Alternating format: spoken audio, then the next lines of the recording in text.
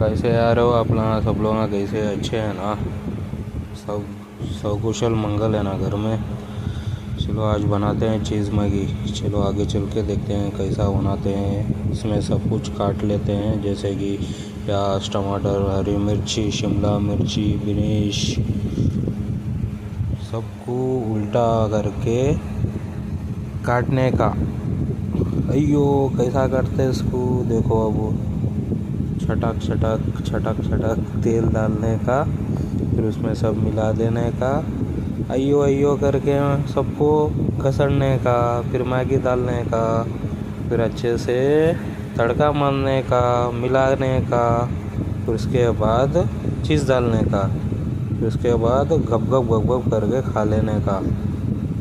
पानी आ गया मुंह में सब लोगों के। अब खा लो, अच्छे से खा लो मैगियाँ, फिर बोलो कैसा है। ओके।